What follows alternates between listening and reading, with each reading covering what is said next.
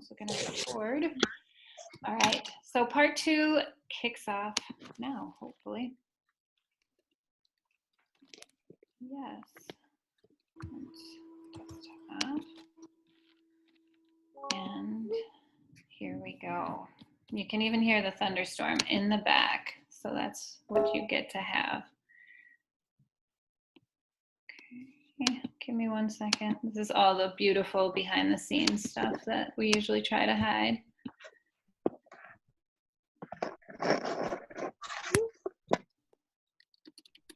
Okay. My toolbar is in the middle of everything I'm trying to do. There we go. .org, Microsoft. There we go. Play from start. Okay. All right. So today we are talking about part 2, and I want to just bring us back to where we were a week ago. And so the homework or the assignment that I gave you in the last week were, what were questions you asked your students or staff in the past week, and what did you end up learning? Now, some of you were still with students, others were kind of done with the year, and all of you had very different roles. So either in the chat box or in or we can have some sharing out loud. I would love to know what you ended up uncovering in some of the questions that you asked. So does anyone want to share?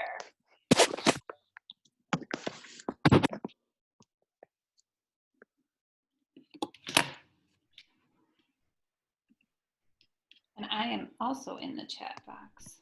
So let's see.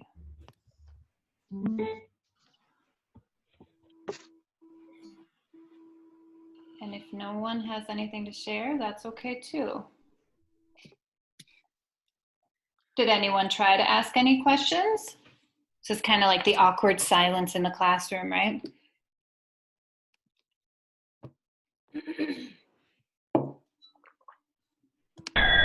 So I'll jump in. I was not here last week. My name is Sari Goldberg McEwen. Hi, I'm the Sari. central office. We've connected before. Yeah, you were I in know our Voxer you. chat list. I'm so excited to be here. I'm really disappointed that I couldn't make it last week. So I'm going to Well, make sure you catch the video because it's all recorded on the Microsoft and Q website. It's all up on YouTube. Oh, awesome. That's huge. Thank you. I appreciate that. So I apologize if I'm missing the mark with this, but I'm a central office administrator from Long Island, New York. The staff that I focused on this past week has been the reading staff. And what I did with them during this time is I've created a Voxer chat with them for no other reason than just to bring them together, keep them connected, and create that safe space for dialogue. So I've been changing up the check-ins, and I'll create a little word swag picture, and I'll drop in. And, I try to keep it forward thinking and positive. And last week I started asking them, some of their best takeaways with their students, or what was the best part of their weekend. And today was really incredible because they were sharing how exhausted they were, but it was because of all the great things that they did over the long weekend. So that was a good kind of exhaustion. It was exactly, and it was nice to hear that they were tired from something that they did with their families and some positive things, as opposed to that, working around the clock and the difficulty balancing the home life and the work life when you're working remotely and taking care of little people at home and at school. So. No, I think those are powerful questions, and I can see in the chat too, just like all the different questions that were being asked, whether you work with adults or with kids. And I just think every time we ask a question, it gives us one more chance to really create a better experience, not just for us, but for all of the human beings that we affect. My own classroom, we are in the final 2 weeks of school and kids are exhausted.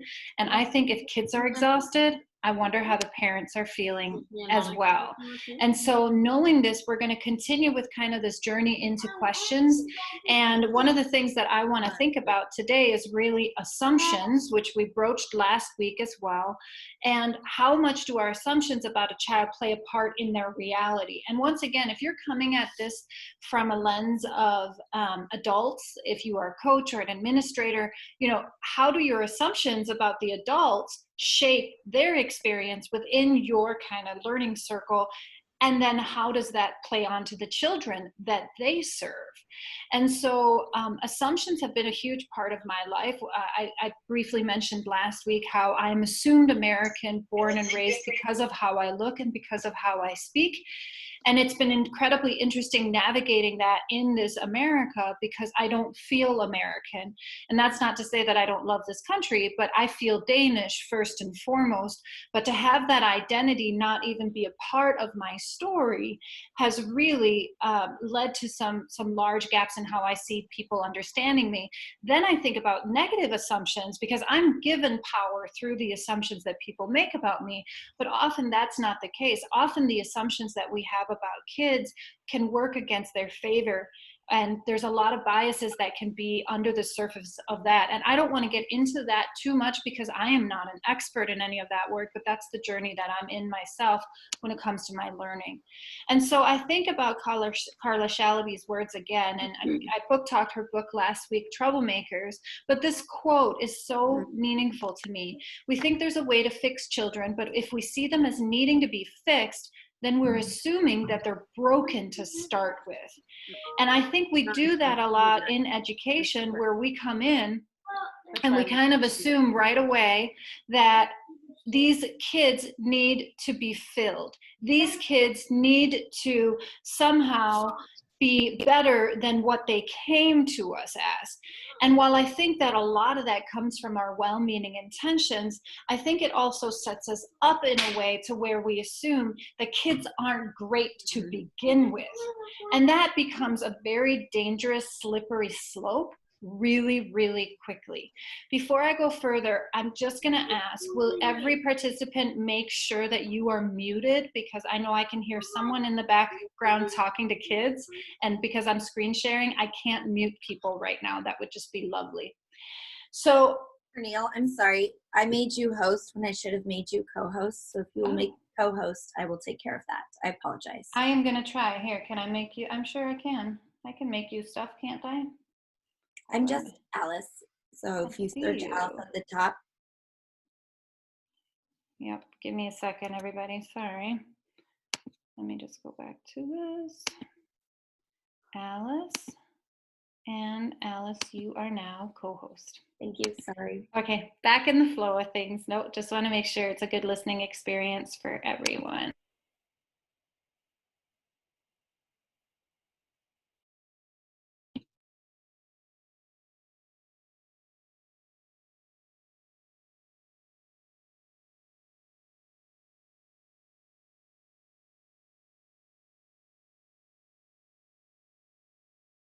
Okay, and I think I tried to unmute you when I muted all. Yeah, it's okay. I'm so sorry. No, it's all good. Thank you, Alice. So I really want us to hold this in our hearts as we move into this whole idea of choice of voice, because while we may look at ourselves and say, I give equal choice and equal space for every child's voice, unfortunately, that's not always the reality. And often we have to dig a lot deeper when it comes to who does get the right to speak up and who does get the right to shape our experiences in the classroom, and who gets the most free choice. Last week I mentioned this research, and I wanted to make sure that I cited the woman that I was using. Perception research is incredibly fascinating, and this is just one of many research studies that have come out. But I think about this, that our assumptions play such a huge role when it comes to not just the experience that students are having with us currently, or staff if you're working with adults, but also how they are perceived by our broader community. Because when I see a child through a deficit lens, or as someone who is a low performer, that assumption and that perception is going to be communicated to the people that also teach this child, and perhaps even to the teachers who will teach the child the following year. I mean, think about it. I know I have many opportunities in my own life where I have all of a sudden realized and recognized that the reason I'm reacting the way I am in a certain situation is because of my assumptions of what this child can handle or not handle. And so I think that knowing this perception research is so important, because this plays a huge part in all of those decisions that we make really quickly in our classroom. And I'm talking the day to day, because I think we're really good at planning opportunities that seem equal on the surface. But once we get into our classrooms and that child comes up and says to us, hey, can I go over here and work? That's where those snap decisions and the perceptions really play in, because what are we basing our decision of whether to say or yes or no to that child on? It's usually like, nope, I don't think they're going to do well, so no, that's not going to work. And that's what we need to halt. And I think about Ariel Johnson's words with that children are fully realized human beings, and how we need to really embrace that. Because if we see children, like Carla had said, as broken or as vessels to be filled, or like they are somehow only being prepared for the real world, then we're not seeing that they're coming to us already in their full glory and already prepared for living in the world that we are just immersing them in. School is the real world for children. I think about how this has played out in my own classroom, and kind of how I look back on some of the times where I didn't give kids full choice. And in that moment, I took part of the humanity of that child away from them. I let my assumptions and perceptions stop them from making um, a, a, a, an- a joint in the road where they could have gone and perhaps tried something that was new for them. And so how does this play out nationwide? Well, it means that we give more power, and we have some identities matter a lot more in our schools than others. And I think that that's really hard for us to kind of constantly realize, that when we look at expulsion and suspension rates, we have such a huge disproportionality. And this is not just in the United States, this is in many countries. When we look at who is being put into honors classes, who is being given leadership roles, who is kind of getting pushed out of school year after year, there are some really recognizable patterns. And those patterns start with us. So I can sit and rage about the system, which I choose to do, but I can also do the personal work that I need to do and realize and recognize when my biases and assumptions are directly hindering a child from their educational success. Now, mind you, that's not an easy journey to be on, because I have yet to meet a teacher that started the year going, I want to make sure that some kids are not successful in my classroom. Yet that's what happens. And there are definitely many things that are beyond our control. So I want to just bring us back into what is in our control and what can we do something about. And I think that's why asking questions is so much at the heart of everything I do, because I can't change a story that I don't know. And so when I'm not giving students this opportunity to tell me how I can be a better teacher, or what they would like to share within or change within our environment or in my teaching, or how respected they feel by me, then if I'm not giving them that opportunity, I can't change. And so I always tell my students, if I don't know, I can't grow. And that's something that takes a long time for kids to actually believe that I mean, that I'm not just playing some sort of gotcha game where I'm going to get them to say how they really feel about me so that I can freeze them out of our classroom community. Because all of this that I'm talking about, choice and voice and all of this is based on trust. And so I always tell my students on the very first day of school, you have no reason to trust me. And so I'm going to earn your trust, hopefully, and we're going to do it in these ways. I trust you. I trust you, that you know yourself as a learner, and hopefully have some idea of how you can learn best. So I want you to take a moment, and we can do the same reflection as we did last time, where people chose to reflect out loud or just in the chat box. But how do you feel right now assumptions and inequity play into our school experiences for all kids? If you're working with adults, just substitute that with adults rather than kids. Would anyone like to just take a moment and share, or we can do it simply in the chat box and I'll put my attention over there.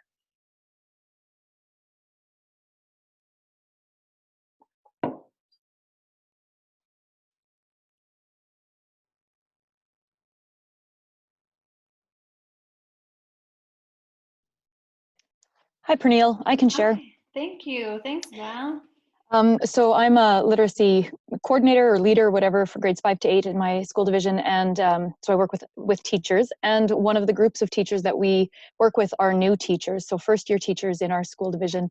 And I think that there are a lot of assumptions that people make about first-year teachers that I have been, my own assumptions as well, right? I've been in this is my 23rd or whatever year in the education system. And so I am constantly aware of I try to be constantly aware of what my assumptions are and what is the truth in the teacher that I'm actually working with. And so that's been one of the things that we've been really working at as a team, a coordinator team, to see each teacher for who they are and not for what we think they know coming in.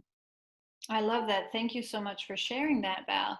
And I wonder too, in looking at the chat reflections, is how often are we not really listening to what's being said, but instead hearing what we want to hear, right? And then how does that play into the assumptions that then end up shaping a child or an adult's experience as they navigate our school system?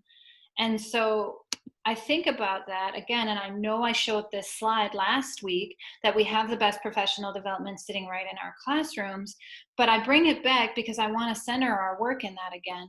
Why do so many of our decisions that center around kids never actually involve the kids? You know, when we sit in our data meetings, Dr. Mary Howard would like to remind us all that the very least we can do is have the picture of the child in front of us so that we can remember who it is we're talking about. Because often we just dispel and distill their entire educational experience into just the smallest of data points, and then we assume that we have the full story. And that deficit language wraps itself up in everything that the kids end up being in our eyes. I think about this a lot with reading. I'm an English teacher, and so reading is at the heart of what we do. And so one of the things that I have students do is go through this exercise every year. Now, this poster was not the beautiful anchor chart that I had created for this lesson. However, this is the lesson that ended up happening in my classroom many years ago, and I've shared this story before. The lesson that should have happened in my 5th grade classroom at the time was at the beginning of the year readers workshop lesson about why reading is a magical journey and we're all now going to embark on it. I'm sure if you teach reading in any capacity, you've done similar lessons every year. So my students were gathered in front of me on the carpet, and I did my whatever spiel of welcome into the magic of reading, and the kids dutifully listened. And then I was like, why is reading amazing? And I was ready to write down all of the reasons of why this was a thing. Except one of my students whispered to his friend, reading sucks. I have mom ears, and so I feel like I can hear pretty much anything that's fairly close to me. And in my head, I wanted to go into the spiel that we so often go into when we meet a child who has negative emotions towards reading. You just haven't met the right book yet, or, oh, reading doesn't suck, it's amazing, we're gonna work on it. But in that moment, I paused. I was a couple years into being a teacher, and I knew that if this child had had that reaction in that moment, that was probably something worth pursuing. So instead of talking over the child, I looked at him and I said, tell me more. Now, Jake, who had said it, froze. His mom was a teacher in the district. I'm sure he was like, oh my gosh, what is my new 5th grade teacher going to think of me? And yet his friend, Michael, who he had whispered it to, raised his hand. And he said, I hate sitting still. In that moment, I knew I had a choice to make. Was this a conversation that I wanted to pursue, and yet I wasn't sure I was ready to pursue it? Or should I just go, oh, I'm sorry, and give them kind of the brush off? I decided in that moment that this was a conversation that we needed to have. And I remember being really afraid that once we let the negative emotions come out, that's all our reading community was going to be. And I think that fear often holds us back. That the minute we say to kids, well, what doesn't work for you, they can't wait to tell us all the negative things, and then we'll never get that back. But instead what happened was that children kind of slowly started raising their hands and gave me all of the reasons on this anchor chart. This is the anchor chart from that day, that lesson. And then we started talking about, when is reading a beautiful experience? When do we feel comfortable reading? And I think about this all of the time, Because what are the conversations that we are afraid to start because we're worried about what the answers might be? Why is our fear holding us back from growing as teachers?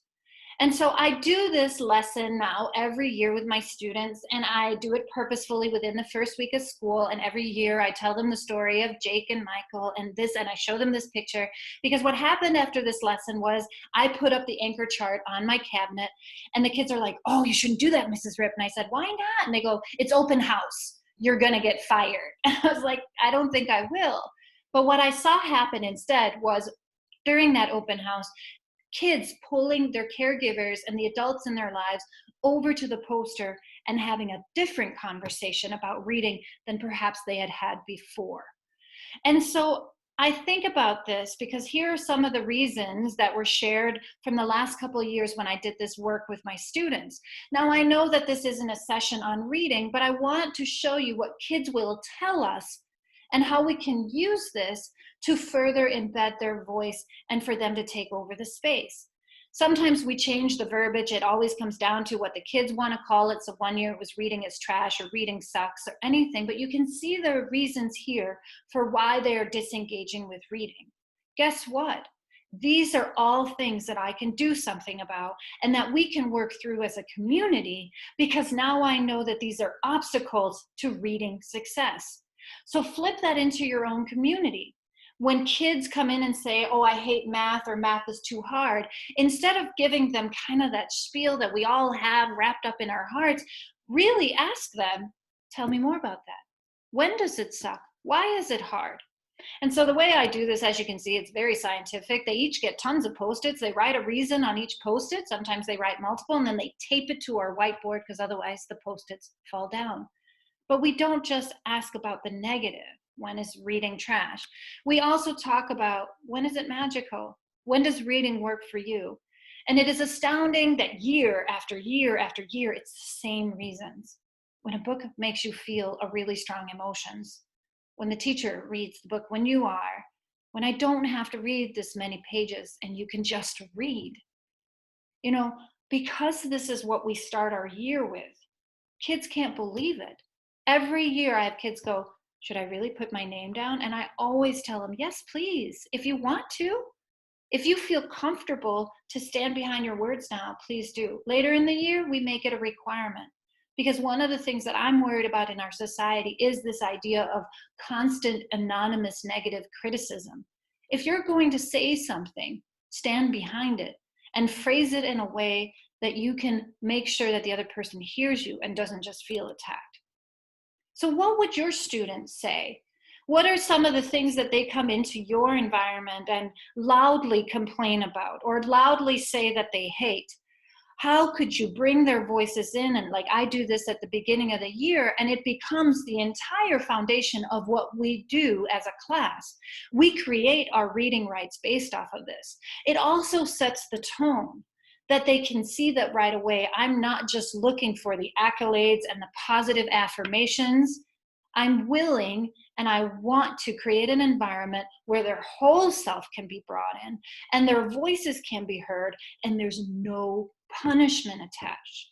So when a child tells me that they only have Post-it notes for the negative, that tells me something about that child.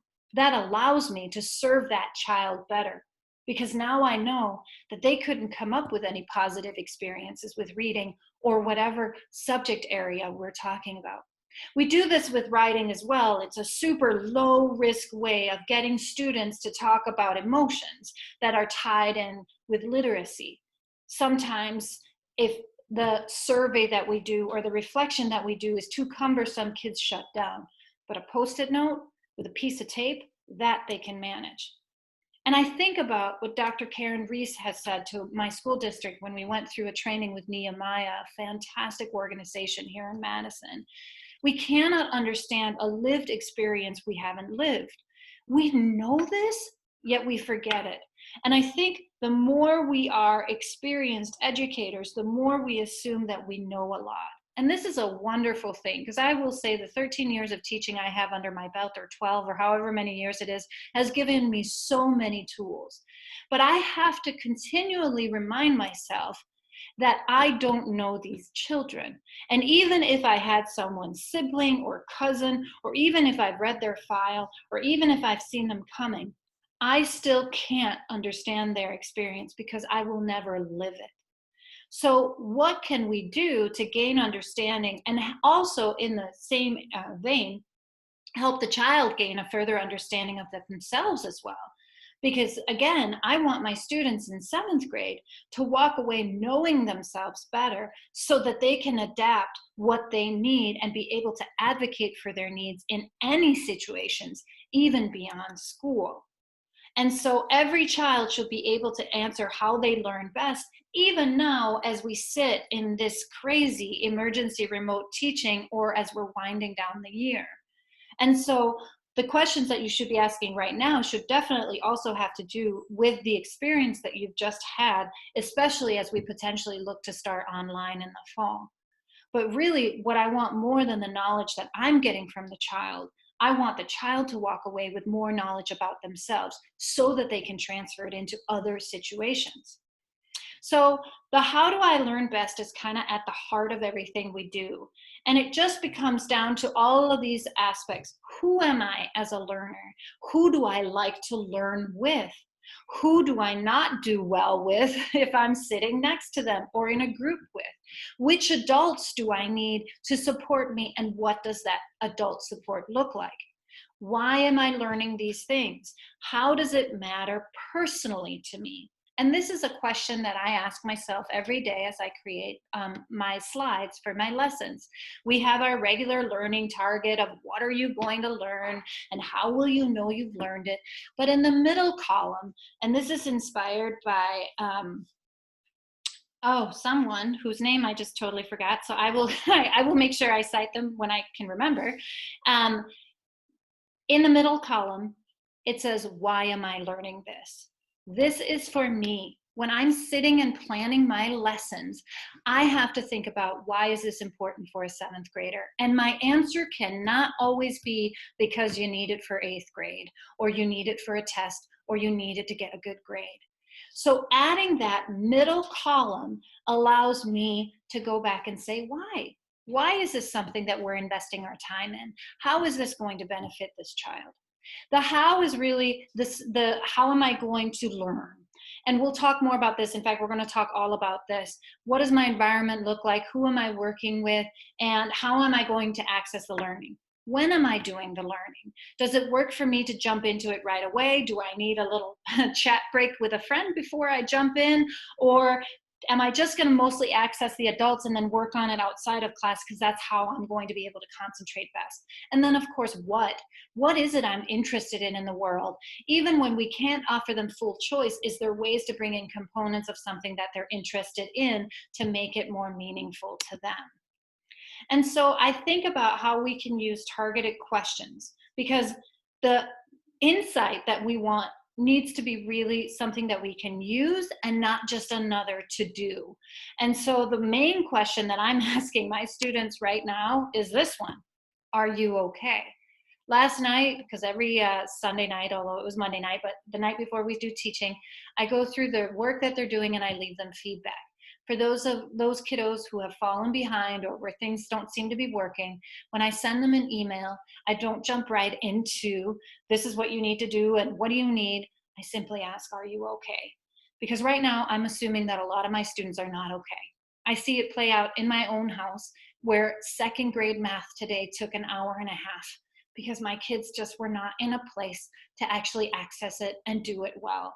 My kids were decidedly not okay, despite having everything that they couldn't use and need to be in an okay place. For some reason, they weren't. Other questions that I ask, that you can ask right now or that you can ask when we're back with kids or adults, is what is working for you right now? This is a great way for kids to go back and take stock, because often kids want to, of course, and we do this as adults too, we want to jump right to what is not working. I don't have this boy is annoying me, or I don't know how to do this. Instead, when we pause and slow down and say, what is working for you? That gives us a nice, comfortable comfortable place to start. It also helps kids start to understand what are things in their environment that they've already manipulated to make work for them. So often kids will say like, well, where I'm sitting is working for me right now. Awesome. That was a choice you made, again, in my classroom or in our classroom. What's working for you right now? Well, how I can now have work time is working for me right now. Or because I have a friend nearby that I can work with. Okay, great. Let's start with the choices that we've already made that work. What's not working for you is self-explanatory. Of course, what would you like to learn about? I always think throughout the year, are there ways that we can make it free-ended as far as topic, which there's lots of times we can do that. How can I support you better is a question that my students have a hard time with at the beginning of the year, despite this being their 7th year of school. And it's often because they're not quite sure. So using this question as a question to come back to, they all of a sudden start to know more about who they are as a learner and how they learn best. And then they start to ask for supports that they know that has worked for them in the past. So it's almost like building their toolbox, just like ours is being built. How can we make this better is a very broad question. A lot of the time my students will say, no, this is fine. And sometimes they definitely don't. And oftentimes it is the smallest things that will make the biggest difference. For example, I remember distinctly the first time a student ever told me that they were so bored. We were in the middle of, I think it was a 9-page grammar packet, and I was reviewing every page under my new document camera. I figured that that document camera was really taking this lesson to that next level and making it highly interactive. I think we were on the 4th page or so when a girl named Tess raised her hand and loudly proclaimed, I am so bored. And I thought to myself in that moment, how dare you? Don't you know how hard I have worked to create this grammar packet? And yet I also realized that that was my pride talking, because I was bored too. 9 pages of grammar that was not actually transferring into their work was not a fantastic way to teach grammar to begin with.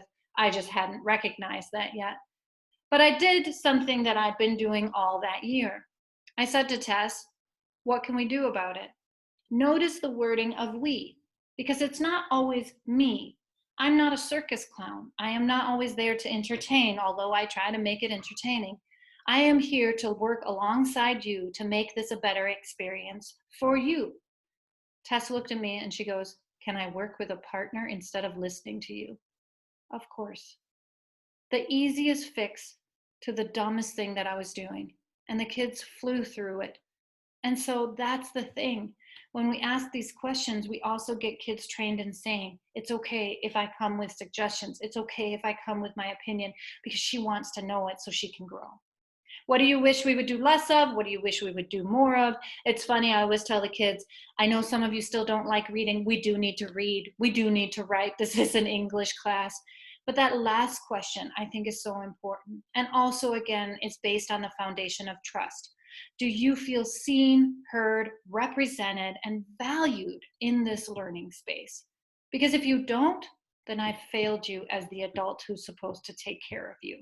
Because when I sign up to be a teacher, I sign up to love all the kids, not just the kids who fit my definition of what it means to be a good student. And so I just posted yesterday my end of year survey. It's a Google form, yet another one, or not a Google form, another form, another one, but my students are used to doing them. And here are some of the questions that I'm asking them. They're short and sweet, and they were crowdsourced from other people when I was trying to revamp it for this year. I show this to just give you some examples, but I've also shared it in my Twitter stream, and I think even on Facebook. What are the things that we would like to know about the year that has passed so that we can make the best year or the next year even better? What are the things that we want to know about, even if it hurts? Because I'll tell you, every single year, I get a lot of beautiful, positive comments. And then I get 1 or 2 surveys that hit really hard. But you know what? I can't grow if I don't ask the questions. And while I could certainly write a survey that would make it so that I only get positive feedback, that's not going to help me in any way. If I write questions that lead students to give me false praise, I have not grown. And so I think about this, right? And even that open-ended question at the end, anything else you would like to tell me? Because I believe that there are always things that I don't even know to ask that students would like to tell me. And so thinking about, as we're moving towards many of us taking a break, or if you are just ramping up your year, what are the questions that you need to ask so that you can change your practice? And then I also want us to pay more attention, and I know it's harder in an online, or maybe it's easier because we can see who shares and who doesn't.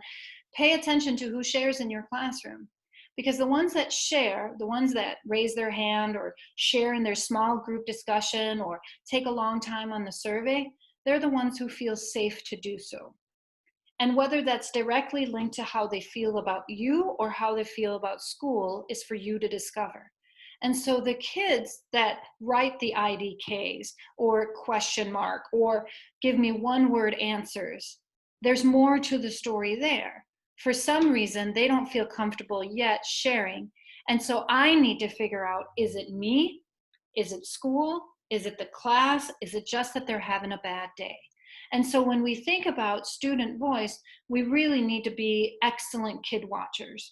And I have lots of little check marks and checklists that I use so that I can pay attention to who is actually actively invested. But we also need to remember that sharing doesn't always mean out loud in front of the entire class. That sharing can also be in a small group or one-on-one with you. We have to make sure that we make space for everyone's comfortability when it comes to speaking out loud or sharing their thoughts. So I'm now going to ask you, because this has been a lot of Pernille talking, what is the number one answer students give when I ask, what is the one thing you wish all educators would do? Because my students know that I go out and speak, so I always ask them, what's the one thing you want to tell me? And do you want to put your guesses in the chat?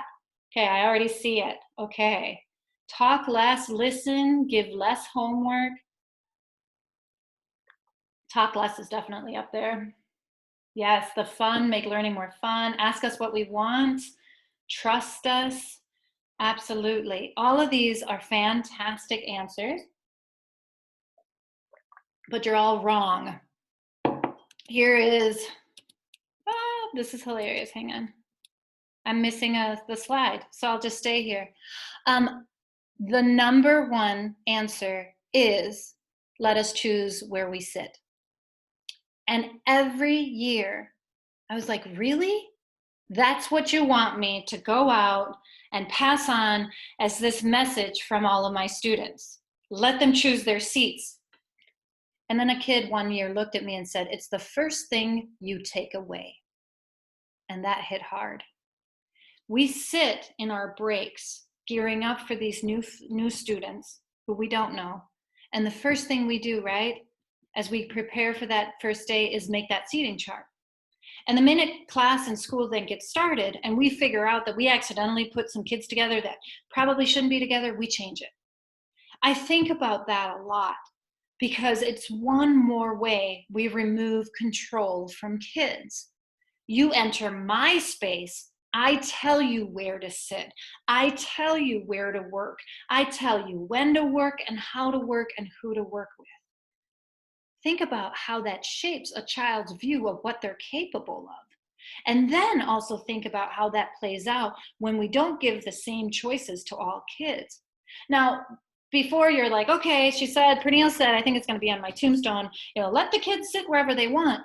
Yes, but of course, for those few kids where that doesn't work and they constantly are making not so great choices, there needs to be a further conversation that's happening. That's when I then turn to the kids and I'll say, okay, is this working for you? And they almost always go, yes, it's great. And I'm like, it's not working for me or the rest of us. And I'll give them one more try. Prove it to me. Prove to me that this is a good choice for you. And if it isn't, then we play the far, far away game inspired by my colleague Braden. You can sit wherever you want by whomever you choose, just not by each other. You have to sit far, far away. And then in a couple weeks, you can try again. And I think that that's what's so important because we have to continually give children another chance, or adults for that matter, to prove that now they've grown.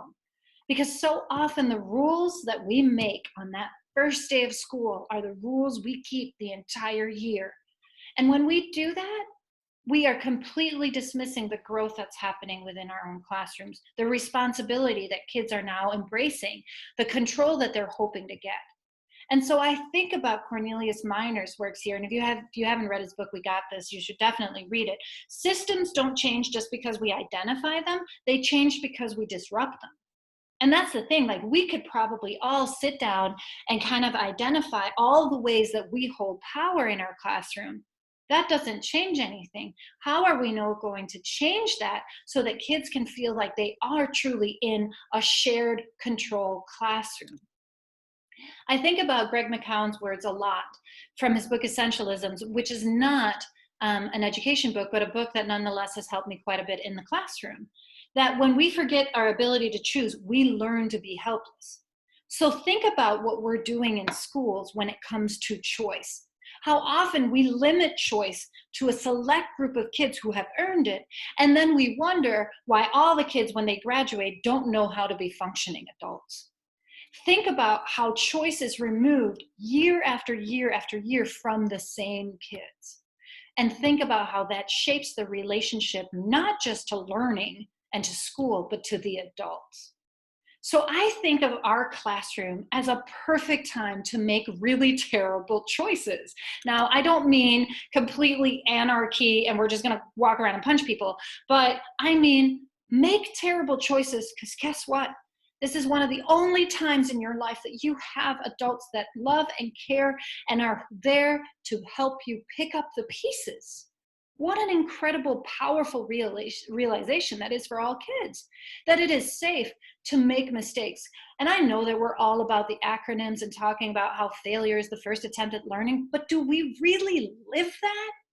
When a child makes a terrible choice in our classroom, such as gets no work done or disrupts the learning or gets up and leaves in the middle of everything, do we talk to them about that choice, or do we just jump right into punishment? And I think about this quote from my own book, Passionate Learners, that student voice is only meaningful if someone's listening. And even so, it's still only meaningful if the person who's listening has any power. And so if we're not sharing that power with students, then all the fancy surveys, all the fancy questions and reflections that we can have kids do, if they're not seeing any change and any shift in power, then all of that is pointless and we're just wasting our time. And so I think about this, that offering choice and grace in this time of emergency remote learning, and that recognizes that all students are living in distinctly unique learning circumstances. However, this is nothing new. Choice and grace, and recognizing that lives lived beyond our classrooms are so often things that cannot be controlled by our students. That realization is something we need to carry with us at all times. I can pretend to control what happens in my classroom, but it's only me pretending. I can share that control with my students and try to create a classroom environment that works for them. And so I think about what Nathan said when I had him, and he's actually a senior this year, students should have a voice in their education because it makes learning feel better and less forced. When you can actively walk into a classroom and feel like it matters that you are there because your presence is going to change the learning environment, even if you're having a bad day, you're still valued and accepted. Think about how much further you're willing to go in that classroom and how much more you're willing to go into your learning. And that's why this is such a huge component of what I teach. This idea that kids deserve to have the space given back to them so that they can become human beings that know how to navigate bad mistakes. So think about this. Who ends up getting the right to choose most of the time? Because I can tell you in my own classroom, it was the same kids that were up on the reward board that I had for kids who got A's. It was the same kids that came to the pizza party that I would have for who hadn't had late homework. It was the same kids who got to do all the fun stuff. And what does that say then about our power structure? When we only give choice to certain kids, we are telling them that they are better than others. Flip that around. How would you feel if you were constantly the kid where choice is removed from. And so I think about choice, and I mean real choice. Even for the kid where in your head you're like, they don't know how to choose. How are they ever going to learn? For the kid who has made poor choices all year, they still get the right to choose because they're growing. And you might want to scaffold their choices in a different way, but it doesn't mean that we, the adults, sit behind closed doors and then create lessons where they didn't get the same choice as their classmates. For the kids who are in intervention, where choice is one of the first things that is often removed from them, they've already lost power over their schedule. They often don't get to pick the same electives. They often don't get to pick the same books. You know, they often get grouped with the same kids over and over and over. Think about your kids with IEPs, with special education services. Depending on when they were identified, they have probably been traveling with the same pack of kids since that year. And every time they're grouped in something, they're grouped with those same kids because it's easier for the teacher. Imagine how that would feel, that no matter how much you grew, or how much you have shown responsibility, or how much you would love to make friendship connections beyond that group, you're not given the chance to do that because your IEP or your services come before who you are as a person. Even real choice for the kid who chooses to repeat poor choices. We dialogue with them. We bring them in. Why'd you choose what you did?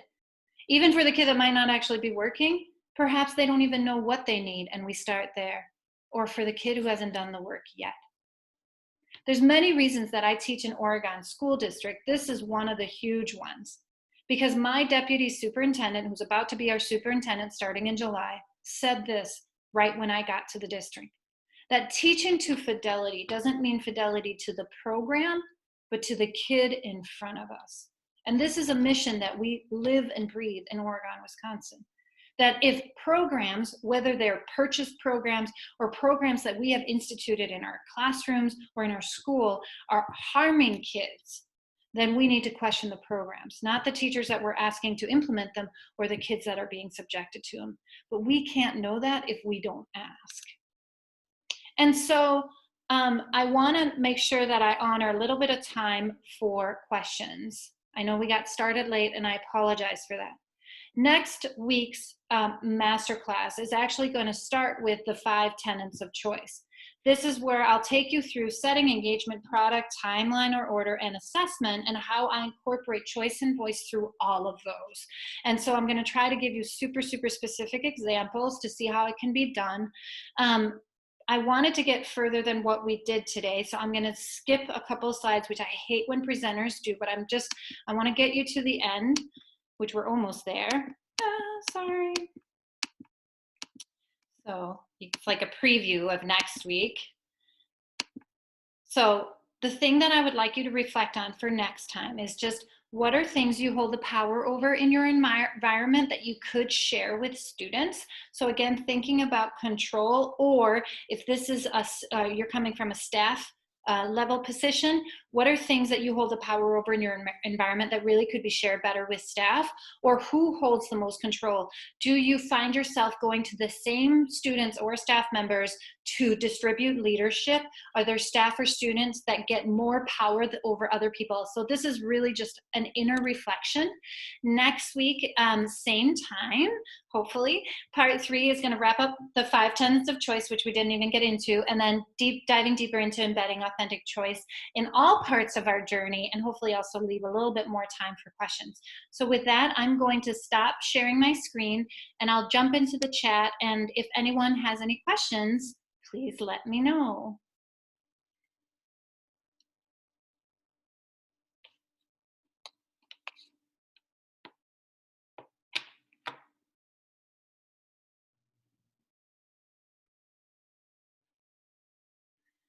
So what does voice and choice look like in distance learning? I have relied heavily on surveys, especially as I've been planning. So the first assignment that we did was my choose your own learning, and there were 4 different choices. And that was just me coming up with an idea, because often with choice and voice, we kind of have to start somewhere. I used to try to plan with my students a lot, but that was really hard. So what I found works the best is showing up with ideas, and then students kind of build on them and make them better and change them with you. And the Choose Your Own Learning, I posted on my blog, but once we were done with that first 2-week cycle, I made sure that one of the survey questions that I asked was, what can I do to make this better? Did it work for you? Is there an option that you wish we had? And that actually expanded us into 5 choices and ultimately into 9 choices for the last round of Choose Your Own Learning. And so for my students, then they had different ways that they could choose what to do, and it was all reading or writing related. And even within the specific learning assignments, there were choices embedded there. So in online learning, what it has looked like is there are different options for you to do. Some are harder, some are easier. There's also different ways that you can show off your learning, and there's also different emphases as far as like, do you want to do something that's more reading centered or more writing centered? It has been, I'm not gonna lie, it has been a ton of work. And for the kids who choose poorly, that has been a lot of Google Meets. And then I've also thought about, okay, what does choosing poorly look like? So for example, if a kid chooses an assignment that in my head, like my first gut instinct is like, oh, that's not gonna be a good fit, I talk to them first, and and we'll have a conversation. And I saw that you teach 5th grade. I think you could absolutely have those conversations of why we kind of have that instinct as far as, is this a good choice? How can I support you for this choice to be a success for you? Because maybe they just need a little bit more scaffolding than other kids might need. So. All right, so we are going to end this one because we have to make sure that we stay on time. Thank you so much, but keep reaching out to me. My email was on that first slide, but also on Twitter, and obviously through all of the Microsoft EDU and the Academy. There's many ways to reach us all. Tune in next week. Thank you so much for coming and kind of being with me as I got settled down into my rattled brain of not being able to get in. But I appreciate all of you. So thank you, thank you, thank you. And take care of yourselves in this last week.